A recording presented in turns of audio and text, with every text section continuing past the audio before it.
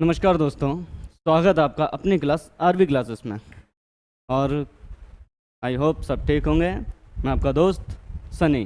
तो जैसा कि कल क्लास में हमने जो पॉलिटी छोड़ी थी, आज हम पढ़ेंगे संविधान के विभिन्न स्रोत। दोस्तों, विभिन्न स्रोत का मतलब हमारे संविधान में कौन सी चीज़ कहाँ से ली गई है, आज उसके बारे में चर्चा होगी। आइए शुरू करते हैं। देखिए, आपको पता कल भारत शासन अधिनियम 1935 वो निरस्त हो गया था। अब उसमें क्या था, क्या लिया गया उससे, आइए देखते हैं। पहला, भारत शासन अधिनियम 1935 से जो लिया गया था वो संघीय तंत्र, राज्यपाल का कार्यकाल, न्यायपालिका, लोक सेवा आयोग, आपातकालीन प्रावधान और प्रशासनिक विवरण 1935 के अधिनियम से ये लिया गया था। ब्रिटेन का संविधान, संसदीय सरकार यहीं से ली गई थी। संसदीय सरकार, विधि का शासन, एकल नागरिकता, मंत्रिमंडल जो कैबिनेट बोलते हैं मंत्री, वहीं से संसदीय विशेषाधिकार, द्विसदनात्मक प्रणाली और रिट जारी करने का अधिकार। दोस्तों, रिट आगे हम लोग पढ़ेंगे। रिट 5 तरीके की होती हैं जो आर्टिकल 32 में दी गई, उनका विस्तार पूरा है वहाँ पे। ब्रिटेन का, दरअसल जो ब्रिटेन का संविधान है वो लिखित संविधान नहीं है। इसका कोई भी लिखित संविधान नहीं है। यूएसए, अमेरिका से किया लिया गया।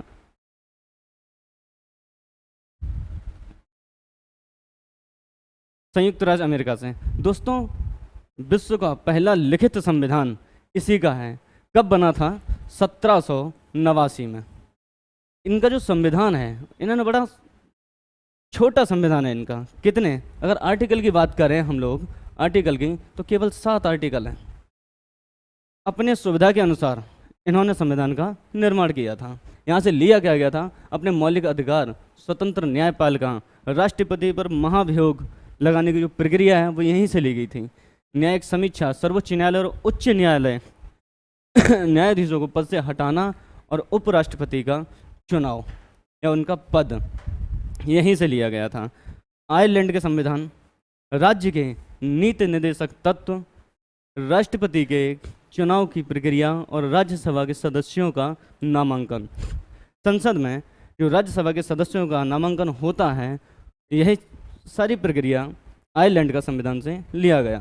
कनाडा का संविधान, मजबूत केंद्र के साथ संघीय व्यवस्था, अवशिष्ट शक्तियों का केंद्र में निहित होना, केंद्र द्वारा राज्य के राज्यपालों की नियुक्ति और सर्वोच्च न्यायालय का परामर्शदायी।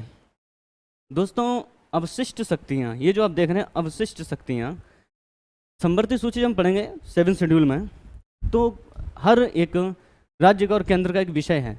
उस विषय में कार्य करने के कुछ नियम हैं। हम कौन सा कार्य राज्य में किया जाएगा, कौन सा कार्य केंद्र में किया जाएगा। अब कुछ उनके विषय से हट के कोई ऐसी चीज़ मिलती है जो उनके विषय से बिल्कुल अलग हो,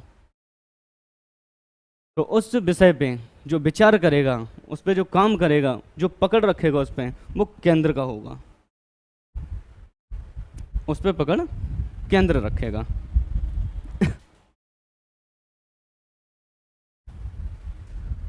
ऑस्ट्रेलिया का संविधान, 7 शेड्यूल की जो हम लोग बात कर रहे थे, ऑस्ट्रेलिया से ली गई हैं। ऑस्ट्रेलिया के संविधान से संवर्ती सूची और संसद के दोनों सदनों की संयुक्त बैठक दोनों की जब संयुक्त बैठक होती है तो उसका आह्वान राष्ट्रपति करते हैं और 1 वर्ष में 2 बार बैठना अनिवार्य होती है।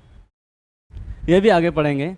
जर्मनी का वाइमर संविधान, जर्मनी का आपातकाल के दौरान जो मौलिक अधिकार कुछ हनन हो जाते हैं, मतलब कुछ मौलिक अधिकार हम लोगों के सीमित कर दिए जाते हैं। जैसे कि हमारे पास मौलिक अधिकार क्या होते हैं? हमें बोलने की स्वतंत्रता है, घूमने की स्वतंत्रता है, पहनने की स्वतंत्रता है, खाने की है, ऐसी स्वतंत्रता है। लेकिन अभी कोरोना काल के समय क्या आप घूम पाए थे? नहीं। क्या आप सड़क पे जाके सवाल वगैरह कर सकते थे? नहीं। तो ऐसी चीज़ों का ना थोड़ा सीमित कर दिया जाता है। तो आपातकाल के समय कुछ चीज़ें सीमित कर दी जाती हैं, लेकिन हाँ, प्राण एवं देहिक जो स्वतंत्रता है वो कभी हनन नहीं की जाती है एनी कंडीशन में। यूएसएसआर, इसके संविधान से क्या लिया गया?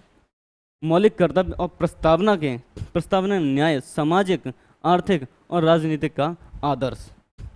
दोस्तों जब प्रस्तावना पढ़ेंगे तो उसमें कुछ चीज़ें बाद में शब्द जोड़े गए। बाद में शब्द कहाँ से जोड़े गए? जब प्रस्तावना पढ़ेंगे तब जानेंगे हम लोग। फ्रांस के संविधान से गणतंत्रात्मक व्यवस्था, प्रस्तावना में स्वतंत्रता, समानता और बंधुता के आदर्श। दक्षिण अफ्रीका, संविधान में संशोधन की प्रक्रिया और राज्यसभा में सदस्यों के चुनाव की प्रक्रिया। दोस्तों याद रखना, उसमें राज्यसभा का नामांकन था, इसमें चुनाव की प्रक्रिया दी गई है। दक्षिण अफ्रीका में राज्यसभा के सदस्यों की चुनाव प्रक्रिया, उनका चुनाव कैसे होता है, ये प्रक्रिया यहाँ से ली गई। जापान का संविधान, विधि द्वारा स्थापित प्रक्रिया। दोस्तों अगर संविधान की बात चल रही है जापान, तो हमारे एक निकटवर्ती एक और देश है नेपाल का जो संविधान है सबसे नवीन संविधान है। नेपाल का जो संविधान है सबसे नवीन संविधान कब बना? 2015 में। इससे पहले यहाँ पे संविधान था ही नहीं। अगर बात करें हम कि अलिखित संविधान की, तो अलिखित संविधान हैं, 2-4 देश ऐसे हैं जहाँ पे लिखित संविधान है ही नहीं। चलिए आगे बढ़ते हैं।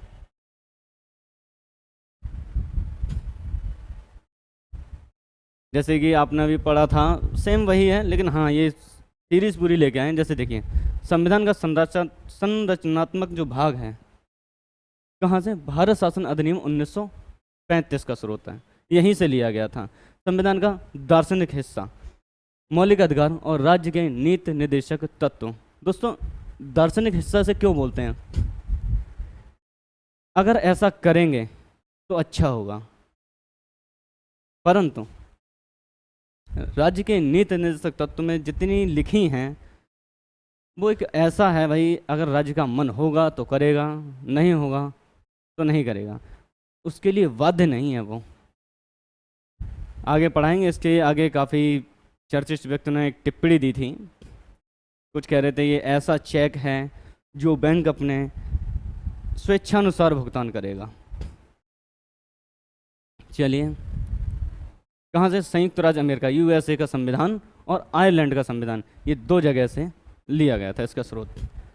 संविधान का राजनीतिक हिस्सा मतलब पॉलिटिकल पार्ट जो था वो कहाँ से लिया? वो ब्रिटेन का संविधान। जैसे कि आपने देखा संसदीय शासन प्रणाली, ऐसी चीज़ें जो थी ब्रिटेन के संविधान से ली गई थी। भारतीय संविधान ना तो कठोर है और ना ही लचीला है, ना ही कठोर है ना ही लचीला है, बल्कि दोनों का मिश्रण है।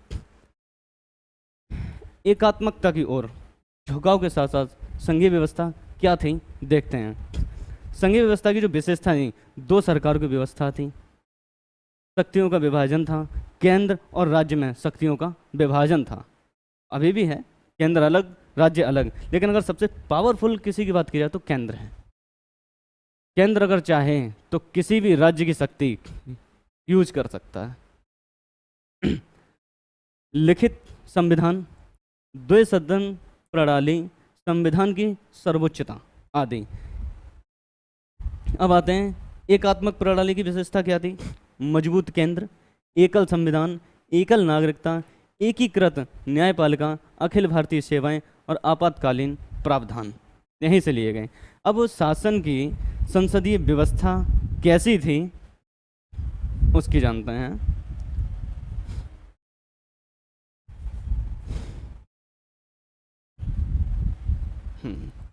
देखिए, इसकी संसदीय जो व्यवस्था थी, भारतीय संविधान ने अमेरिका की अध्यक्षीय प्रणाली के बजाय ब्रिटिश संसदीय प्रणाली को प्राथमिकता दी।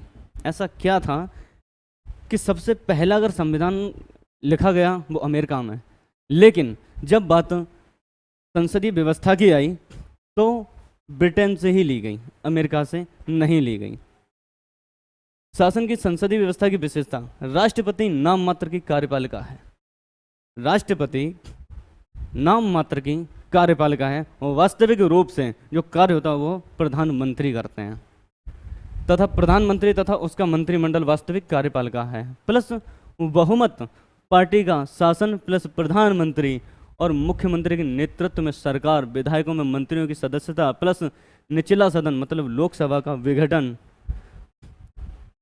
ये सारी चीज़ें संसदीय व्यवस्था हैं। अच्छा, संसद में दो सदन होते हैं, एक राज्यसभा एक लोकसभा। आपको याद है पिछली क्लास में मैंने कुछ बताया था, इनका गठन कब हुआ था? 1952 में। राज्यसभा का गठन कब हुआ था? राज्यसभा का गठन कब हुआ था? 1952 में। 1952 में। अब संसदीय संप्रभुता और न्यायिक सर्वोच्चता में समन्वय, मतलब इनकी एक तालमेल कैसे थे, समन्वय कैसा था? संसद की संप्रभुता का विचार ब्रिटिश संसद से आया, मतलब संसद देश में एक राजा बन के रहती है, जो वो कहेगी जो वो करेगी देश में लागू वही होता है। और ये लिए कहाँ से गए? ब्रिटिश की संसद से। जबकि न्यायिक सर्वोच्चता का विचार अमेरिका प्रणाली से जुड़ा है। भारतीय संविधान के निर्माताओं ने संसदीय संप्रभुता के ब्रिटिश सिद्धांत और न्याय सर्वोच्चता के अमेरिकी सिद्धांत के बीच एक उचित समन्वय को प्राथमिकता दी है। मतलब बात करें संसद में सबसे मुख्य, मतलब सबसे पावरफुल किस देश का है या कैसा होना चाहिए, तो ब्रिटेन। और न्यायपालिका कैसी होनी चाहिए, तो अमेरिका जैसी।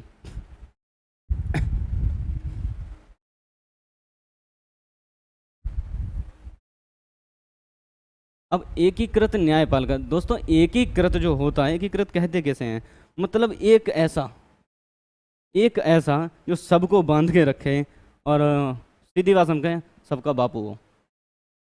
बापू है वही सुप्रीम कोर्ट। देखिए सुप्रीम कोर्ट देश की एकीकृत न्याय प्रणाली के शीर्ष पर है। इसके बाद राज्य स्तर पर उच्च न्यायालय मतलब हाई कोर्ट, उच्च न्यायालय के नीचे अधीनस्थ न्यायालय सिविल कोर्ट, और निचली अदालतें जैसे जिला अदालत, डिस्ट्रिक्ट कोर्ट हो गया।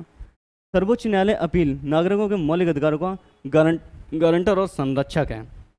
अच्छा, ये पता है नागरिकों के मौलिक अधिकारों का गारंटर और संविधान का संरक्षक है। अब जैसे कि हमारे मौलिक अधिकारों का कोई हनन करे, फिर चाहे कोई भी हो, पुलिस से लेके नेता हो, अगर एक बात कहें कोई भी, अगर आपके मौलिक अधिकार का हनन होता है सीधा ठोक दो, सुप्रीम कोर्ट में सीधा जाओ। सुप्रीम कोर्ट आपके मौलिक अधिकारों का संरक्षण है, मौलिक अधिकारों का संरक्षण है। इसे हम पढ़ेंगे रिट में पढ़ेंगे। मौलिक अधिकारों का हनन होता है तो कौन सी रिट जारी होती हैं। बहुत से लोग सोचते हैं यार इधर दरोगा जी हमें परेशान कर रहे हैं, कुछ कहेंगे तो अभी धो डालेंगे, या नेताजी कुछ कह रहे हैं तो ऐसा हो जाएगा। अरे ऐसे थोड़ी ना हो जाएगा, एक बार करो पता चल जाएगा। तभी तो कहते हैं संविधान को जानना बहुत ज़रूरी है। तुम एक बार करके तो देखो, पता चल जाएगा। सब विधायकीगिरी साइड में और दरोगागिरी साइड में। पता चले तुम्हें पकड़ ले गए, 4-5 दिनों को तुम्हें छोड़ ही नहीं रहे दरोगा जी, क्योंकि प्रधान जी ने कह दिया छूटना नहीं चाहिए। पड़े हैं और तुम्हारे किसी रिश्तेदार ने जागे सुप्रीम कोर्ट में अपील कर दी, थोड़ी देर में वहाँ से सीधा फैक्स निकल के आएगा। कौन दरोगा थे, कहाँ, कौन से जिला के थे, कौन से शहर के थे, कौन से कस्बे के हैं। 2 मिनट में पहुँचेगा ना जब फैक्स वहाँ पे जब पहुँचेगा ना एसपी साहब के पास, तो फिर ऐसी लाठी घूमती है ना कि सब दरोगागिरी वहीं निकल जाती। क्यों? इससे बड़ा कोई नहीं। और संविधान का संरक्षक भी है। संविधान को लागू करना, संविधान के बारे में सोचना या संविधान के तौर तरीके से चलना, ये सुप्रीम कोर्ट के अंडर में आता। मौलिक अधिकार, दोस्तों मौलिक अधिकार अगर बात की जाए तो मौलिक अधिकार क्या है? मौलिक अधिकार तो आपको पता है, सबसे पहले अगर मौलिक अधिकार की बात की जाए तो कब से ये अस्तित्व में आया? कब से अस्तित्व में है पता है आपको? 1225 ईस्वी से, 1225 ईस्वी से ये आया था। और जो सबसे पहले मौलिक अधिकार की बात करने वाले थे या लिखने वाले थे वो थे सम्राट जान। एक जान सम्राट थे, उन्होंने 1225 में सबसे पहले एक राजा ने अपनी पुस्तक लिखी थी मैग्ना कार्टा। वहाँ पे मौलिक अधिकारों का वर्णन सबसे पहले वहीं पे मिला था।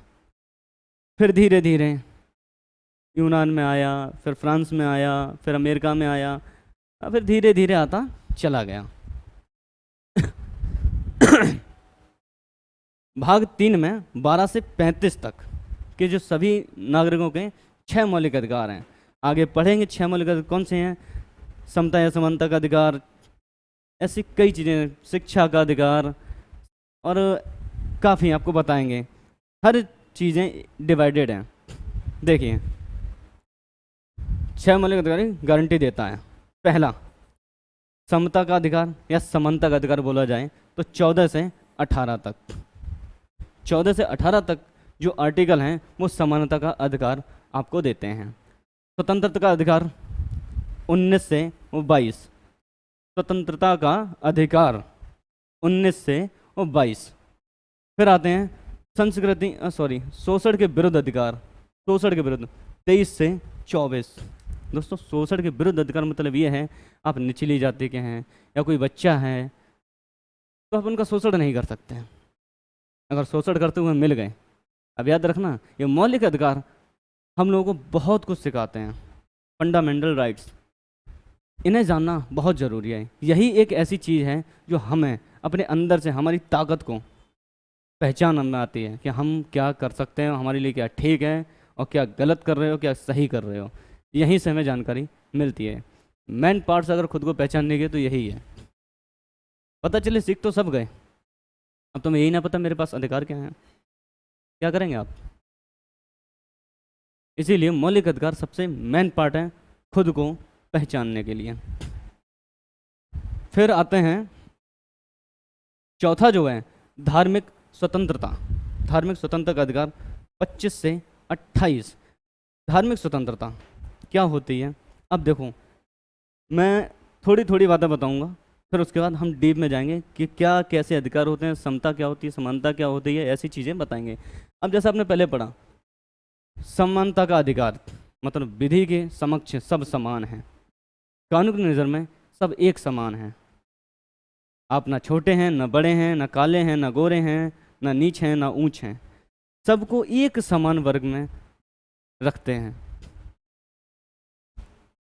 और 14 से 18। अब आते हैं स्वतंत्रता का अधिकार 19 से 22। आपको बोलने की स्वतंत्रता है, पूछने की स्वतंत्रता है, खाने की स्वतंत्रता है, घूमने की स्वतंत्रता है, बोलने की स्वतंत्रता है, लेकिन कब तक?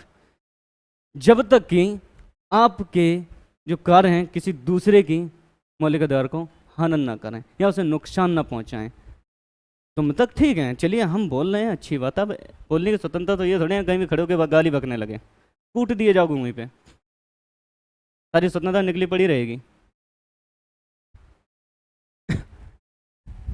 शोषण के विरुद्ध मैंने अभी बताया। धार्मिक स्वतंत्रता, अब हमारे देश में सिख भी हैं, ईसाई भी हैं, मुस्लिम भी हैं, हिंदू भी हैं, जैन भी हैं, वो बौद्ध भी हैं। धार्मिक स्वतंत्रता मतलब है जैसे हम कर सकते हैं वैसे आप भी कर सकते हो पूजा, आपके धर्म में कोई विरोध नहीं करेगा। लेकिन हाँ कुछ अभी कुछ चर्चा चल रही हैं धर्म को लेके, तो राजनीति हर किसी की समझ में ना आती है। क्यों लड़ रहे हैं, किस लिए लड़ रहे हैं? मैं तो ये कह रहा हूँ उन्होंने पढ़ाई ना, अभी मंदिर मस्जिद लेके ऐसे विवाद चल रहे थे, क्या ज़रूरत है? क्या ऊपर वाले ने कहा या ऊपर वाले ने मंदिर बना दिया, ऊपर वाले ने मस्जिद बनाई थी? भगवान तो हर जगह है। तो ये चीज़ें सब बेकार हैं। ईगो हर्ट हो जाता, बहुत लोग कहते हैं अरे उन्होंने ऐसा कर दिया तो हमारा ईगो हर्ट हो गया। अरे जब भगवान एक हैं, बुरा तो उनके साथ हुआ, वो खुद सजा दे देंगे। अब इतनी तो औकात हमारी है नहीं कि भगवान का हम बिगाड़ें और फिर हम दूसरा हमें सजा दें। भगवान से बड़ा फिर कौन है?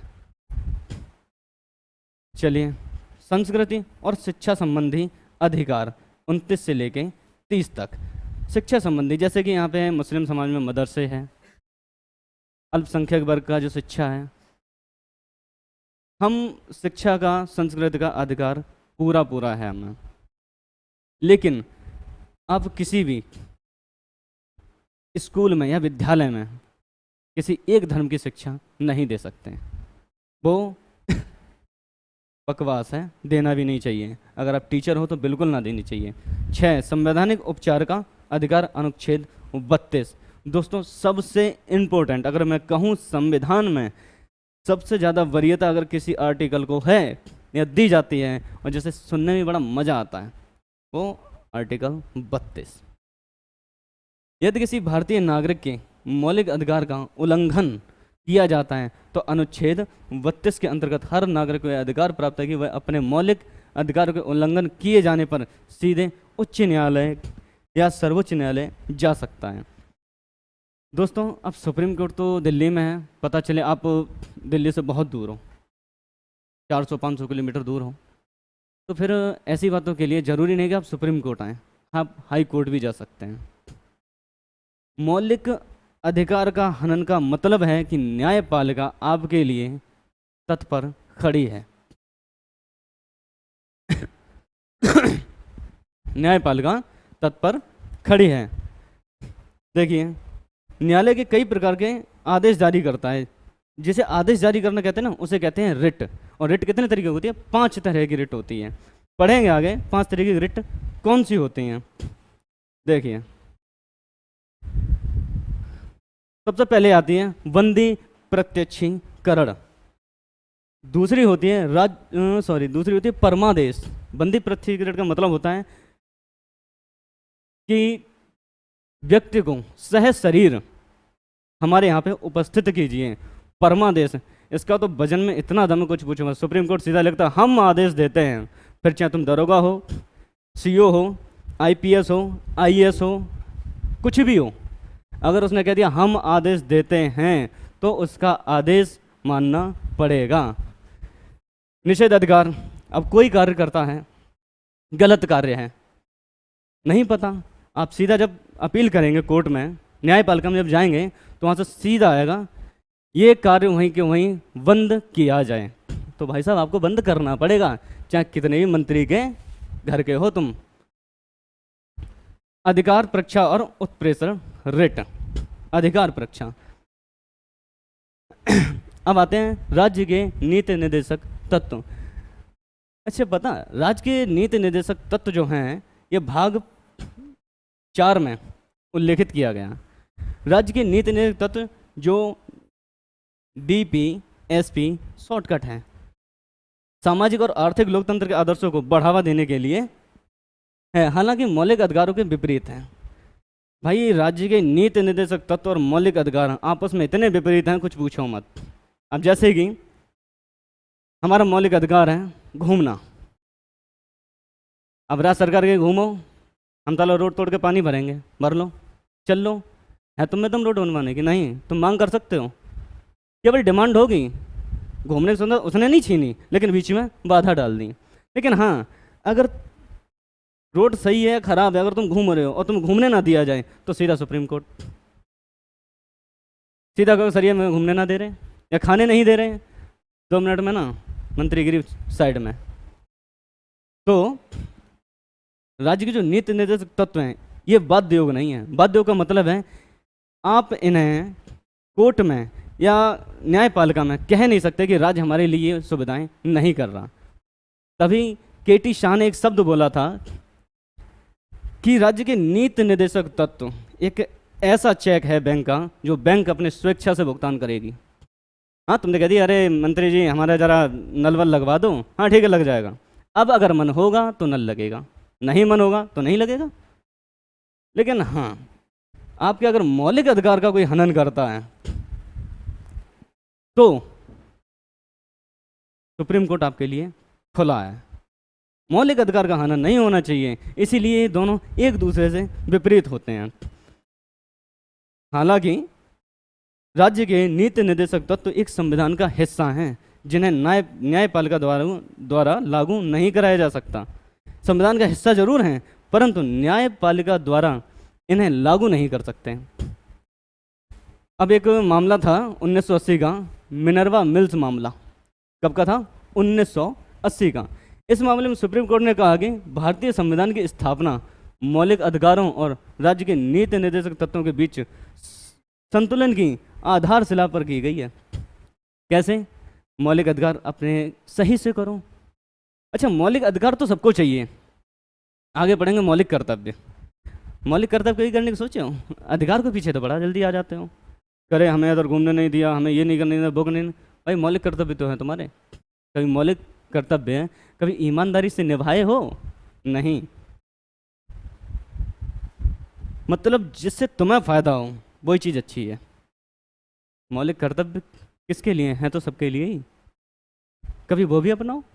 लेकिन नहीं, बहुत से देखें बस में बैठे होंगे, सरकारी बस में, कान पे फ़ोन लगा है, सीट पे ऐसे करे धीरे धीरे खुदेड़ते रहेंगे। कुछ नहीं तो ट्रेन में देखा पंखा चल रहा, कुछ घुसेड़ दिया उसमें। क्यों भैया घुसेड़ दिया? कुछ खाने के लिए मांग रहा था तुमसे? नहीं ना। इसीलिए महंगाई बढ़ती कैसे है? सरकार पागल ना है। तुम बस फोड़ रहे हो, फोड़ो। ट्रेन में पंखा तोड़ रहे हो, तोड़ो। सीट फाड़ रहे हो, फाड़ो। आती कहाँ से? टैक्स तो हम ही लोग देते हैं। जब हम टैक्स देंगे, जब पता चलेगा कि हमारा 2 रुपये में काम हो रहा है, अब पता है तुमने 1.5 रुपये का नुकसान कर दिया, तो सीधा टैक्स 4 रुपये, भरपाई तो होगी। क्यों? तुम्हें सुविधा चाहिए भाई, मौलिक अधिकार हैं तुम्हारे। तो मौलिक अधिकार भी मौलिक कर्तव्य से ही आते हैं।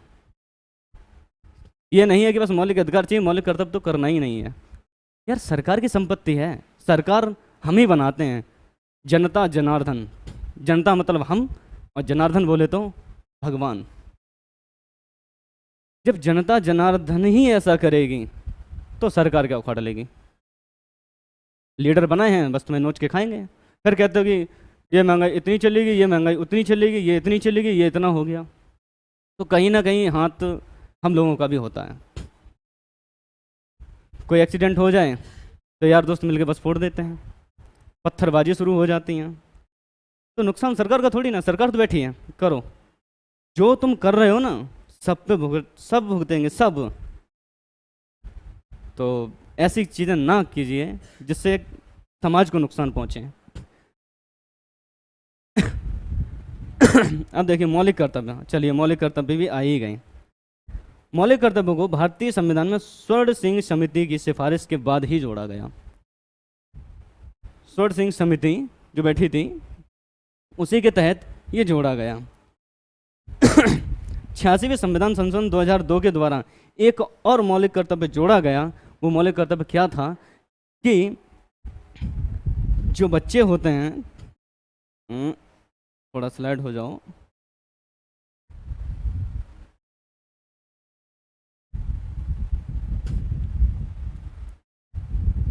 बच्चों को निःशुल्क शिक्षा प्रावधान करना, बच्चे को निःशुल्क शिक्षा दी जाए, ये जोड़ा गया था 86वें संविधान संशोधन 2002 में। न्यायपालिका द्वारा लागू नहीं किया जा सकता है। मौलिक कर्तव्यों को न्यायपालिका द्वारा लागू नहीं किया जाए। अब जैसे कि राज्य के नीति निर्देशक तत्व, जब सुप्रीम कोर्ट या न्यायपालिका जब उसमें नहीं बोलेंगी तो मौलिक कर्तव्य में क्यों बोलेंगी? उसमें भी नहीं बोलना चाहिए।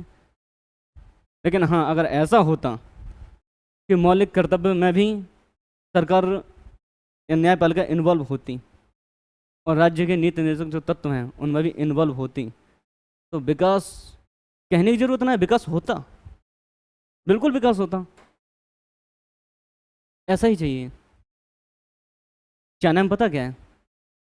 1 महीने बिजली का बिल, जैसे आज आपकी लास्ट डेट है, और अगर आपका बिजली बिल आपने नहीं भरा, 6 महीने के लिए बिजली काट दी जाएगी। फिर चाहे आप पूरा भर दो, लेकिन 6 महीने बिजली काट दी जाएगी।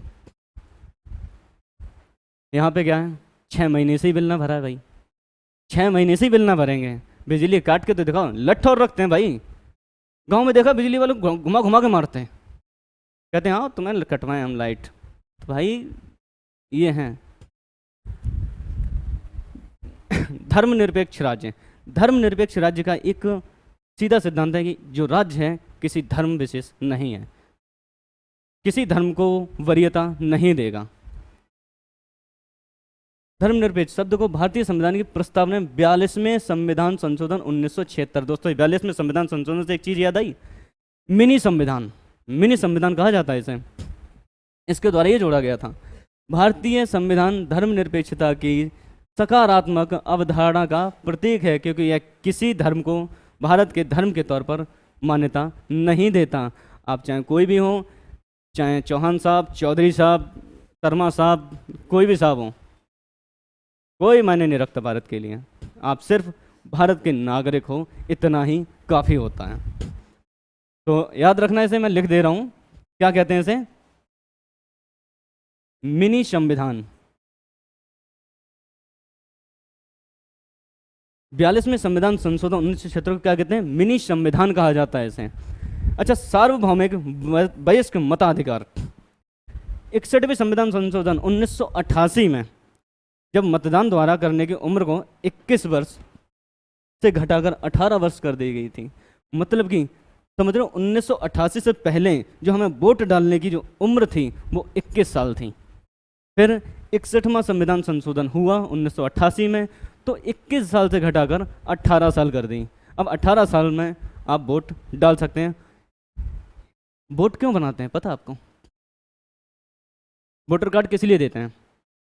बहुत से लोग तो बस वोटर कार्ड उन्होंने देख लिया तो समझ गए कि हम अब शादी लायक हो गए, बड़े हो गए। गांव में यही होता है। अरे वोटर कार्ड की पावर समझो, एक वोटर कार्ड का होना मतलब ये है कि तुम एक सरकार चलाने की दम रखते हो। सरकार चलाने समझ रहे हो, देश को चलाने की दम रखते हो, तो वोट हमेशा देना चाहिए। बहुत से लोग कहते हैं नहीं हम देने नहीं जाएंगे। अरे भाई, पावर है तुम्हारे पास, सरकार ने दे रखी है, तुम किसी भी सरकार को अपने वोट से गिरा सकते हो, बना सकते हो, हिला सकते हो। तो पावर को पहचानो, वोट को कभी खराब मत करो। नहीं देना है, नोटा में दो, कम से कम पता तो चलेगा कि आप सरकार से सहमत क्यों नहीं हैं, विचार होता है उस पर। नोटा जो एक सबसे नीचे होता ना ईवीएम के, उससे ये होता है आपने कमल में दिया, सरकार बनी, और पता चला इन सबसे हटके नोटा में ज़्यादा हैं, तो एक निर्दलीय सरकार बनती है, एक निर्दलीय सरकार बनती है। चलिए, एकल नागरिकता क्या ना, भारत का संविधान पूरे भारत के लिए एकल नागरिकता की व्यवस्था करता है। स्वतंत्र निकाय, भारत में लोकतंत्र प्रणाली को मजबूत करने हेतु संविधान के कुछ स्वतंत्र न्यायिकों की व्यवस्था की गई, जैसे चुनाव आयोग। दोस्तों, एक निचले स्तर से लेकर उच्च स्तर तक, मतलब सबसे निचला स्तर चुनाव का कौन सा होता, सभासद, प्रधान, वहाँ से लेके अगर बात करें प्रेसिडेंट तक की, तो जो निर्वाचन होता है वो चुनाव आयोग है, एक निर्वाचन आयोग यही रोल अदा करता है। नियंत्रक और महालेखा परीक्षक, कैग, संघ लोक सेवा आयोग, राज्य लोक सेवा आयोग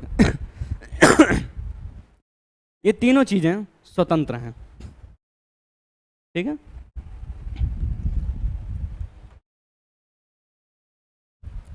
अब आपातकालीन प्रावधान, जैसे कि दोस्तों मैंने बताया था, जैसे ही संविधान लागू हुआ था 26 जनवरी 1950 को स्वतः ही को लागू हो गई थी, कुछ आर्टिकल पहले ही लागू हो गए थे। देखिए, आपातकालीन प्रावधान, राष्ट्रीय आपात 352 में है, राष्ट्रीय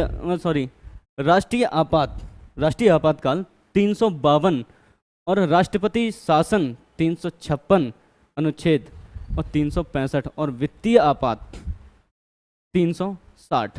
दोस्तों, जब राष्ट्रपति शासन लगता है राज्य में, अगर राष्ट्रपति शासन लगे तो सारी शक्तियां का यूज होता है कौन करता है? राज्यपाल। वहाँ का राज्यपाल ही उस राज्य का मुख्य अधिकारी हो जाता है, फिर उसके अंडर में ही सारी शक्तियां होती हैं।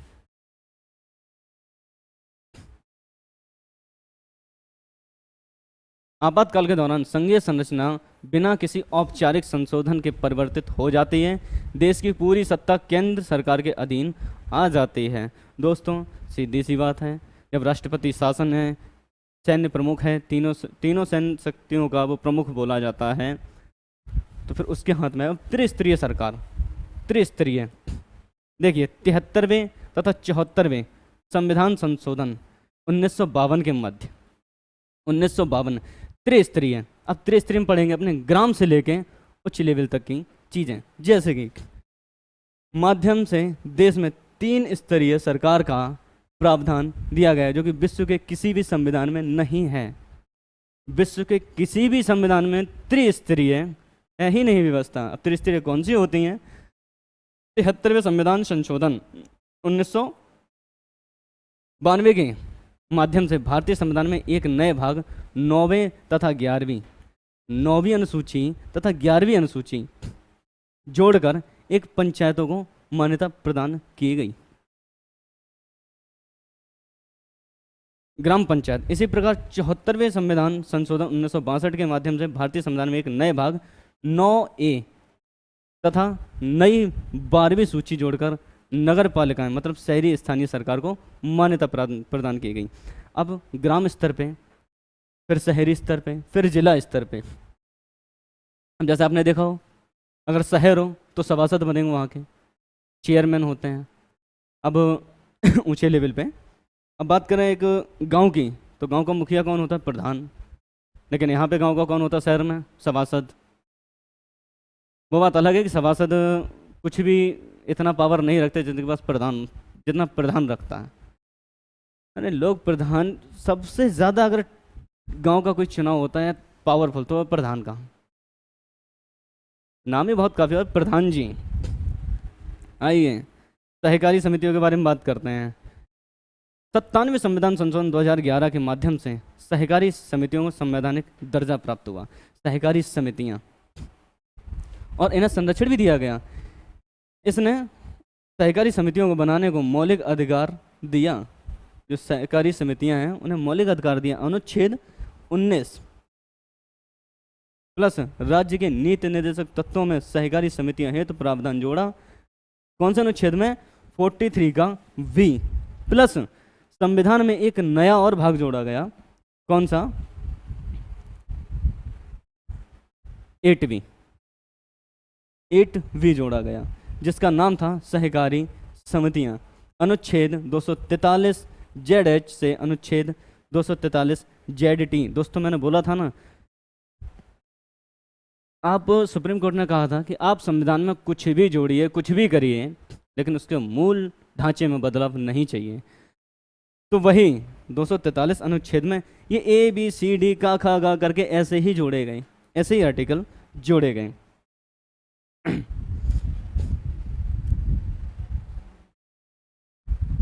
आइए अब आज अनुसूची के बारे में बात करेंगे। अनुसूची के बारे में, अनुसूचियां दोस्तों अनुसूचियां अपने संविधान से बाहर है, ये बाद में जोड़ी गई थी, क्योंकि अनुसूचियां इन विषय हैं। एक ग्रुप देखिए, पहली अनुसूची में क्या था? राज्य और उसके राज्य क्षेत्र। देखिए राज्यों के नाम और उनके क्षेत्रीय अधिकार, केंद्र शासित प्रदेशों के नाम और उनका विवरण, मतलब राज्य हैं, उनका राज्य क्षेत्र है, केंद्र शासित राज्य हैं, ये सभी आएंगे। दूसरी में भारत के राष्ट्रपति, राज्यों के राज्यपाल, लोकसभा, राज्य में विधानसभा के अध्यक्ष और उपाध्यक्ष, हाई कोर्ट और सुप्रीम कोर्ट के न्यायाधीश, भारत के कैग, राज्यसभा और राज्यसभा में विधान परिषद के अध्यक्ष और उपाध्यक्ष को प्राप्त होने वाले वेतन, भत्ते, पेंशन का उल्लेख किया गया। तो दोस्तों इतनी चीज़ें आपने देखी है ना, इतना नहीं याद करना, सिर्फ क्या याद करना है कि दूसरे में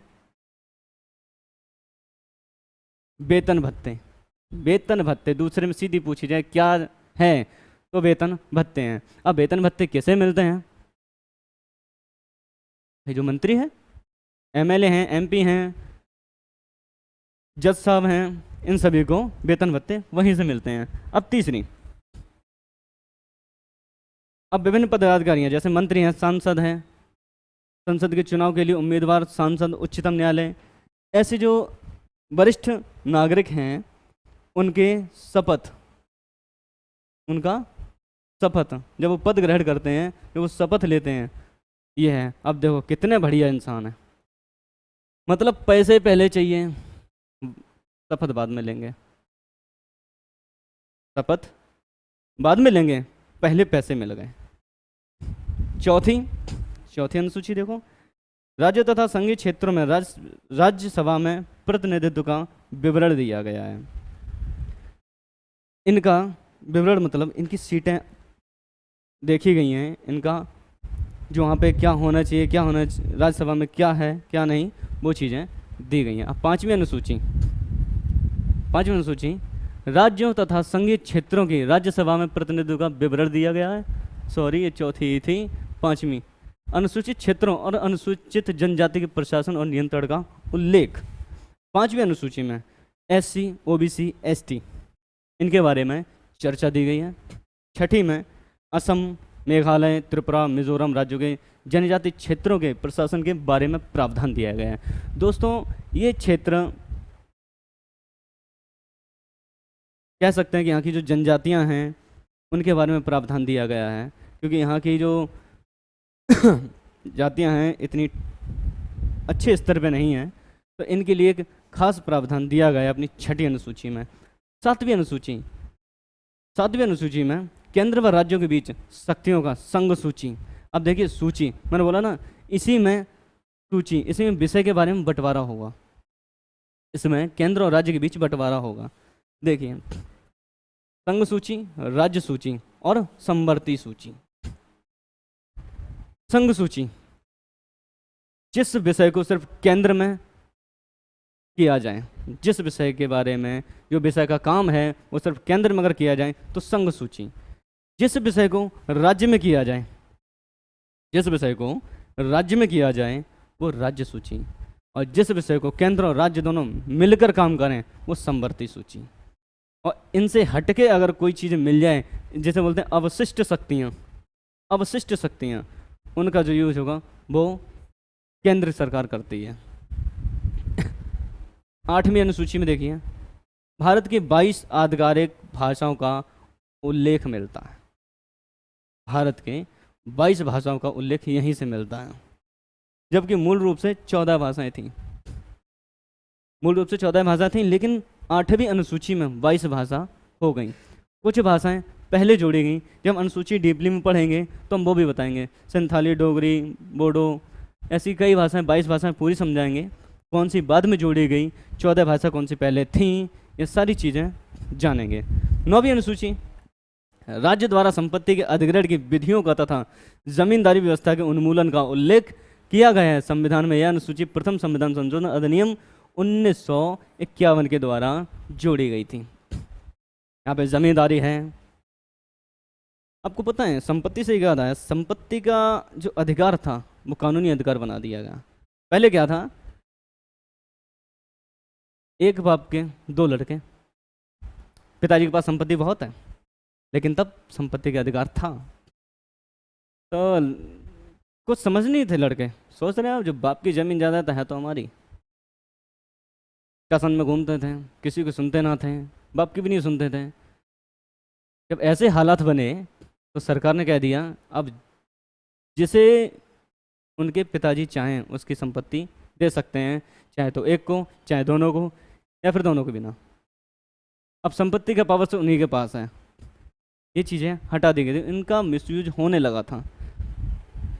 10वीं अनुसूची, दल बदल का प्रावधान, मतलब कि जैसे कि आपने अभी देखा है कि बहुत से नेता कांग्रेस छोड़ के बीजेपी में शामिल हो रहे हैं, सपा छोड़ के कांग्रेस में शामिल हो रहे हैं, या कांग्रेस छोड़ के सपा में शामिल हो रहे हैं। तो ये दल बदल की जो प्रक्रिया दी गई है वो 10वीं अनुसूची में दी गई है। और ये कब जोड़ी गई थी? 52वें संविधान संशोधन 1985 के द्वारा। कौन सा संविधान संशोधन? 52वें संविधान संशोधन 1985 के द्वारा। 1985 से पहले आप जिस पार्टी में थे उसी पार्टी में रहेंगे, दूसरी पार्टी में गए तो केस हो जाएगा, लठे आ जाओगे बाद में। 11वीं अनुसूची, पंचायती राज से संबंधित पंचायती राज व्यवस्था। यह अनुसूची संविधान में, जैसा अभी आपने पीछे पढ़ा, 73वें संविधान संशोधन 1993 के द्वारा जोड़ी गई थी। और 12वीं संविधान 12वीं जो अनुसूची थी वो भी 74वें संविधान संशोधन हुआ, 73 इसमें हो गया था, 74 उसमें हुआ था, लेकिन डेट सेम है। 1993 में वही हुई थी, 1993 में ये भी हुई थी। इसमें क्या थी, नगर पालिकाओं शहरी स्थानीय सरकार से संबंधित यह अनुसूची संविधान में 74वें संविधान संशोधन 1993 में जोड़ी गई थी। दोस्तों अब इस बीच में क्या छूटा है, क्या रह गया है, और इसमें और क्या आपको ज़रूरत है, अगर आपको ऐसा महसूस हो कि यहाँ कुछ चीज़ छूटी है, कमेंट किया करो भाई, कमेंट किया करो, बताया करो हमें। आप जब बताओगे नहीं तो हम तुम्हारे लिए अनुकूल कैसे बन पाएंगे, ठीक है ना। तो कल की क्लास में पढ़ेंगे हम प्रस्तावना। दोस्तों प्रस्तावना के शब्द कैसे आए, प्रस्तावना कहाँ से ली गई, और प्रस्तावना बनाने का उद्देश्य क्या था। संविधान जब पूरा लिख चुका था तो प्रस्तावना लिखने की वजह क्या थी, प्रस्तावना में ऐसा क्या खास था जो प्रस्तावना में पूरा संविधान की विशेषताएं झलकती हैं। ऐसे शब्द कहाँ से आए, किस लिए लिए गए, उन शब्दों का अर्थ क्या है। अच्छे अच्छे लोग नहीं जानते हैं कि प्रस्तावना जो बनाई गई है उसमें जो शब्द हैं वो क्यों हैं, उनका महत्व क्या है। पूरा अगर संविधान का निचोड़ की बात की जाए ना कि संविधान किस लिए बनाए, तो सीधी छवि प्रस्तावना में दिखती है। और ये पढ़ेंगे हम कल की क्लास में, ठीक है। अच्छा लगे तो लाइक कर दिया करो, सब्सक्राइब कर दिया करो यार, लाल बटन दबाने तुम्हारा क्या जाता, ठीक है। जय हिंद।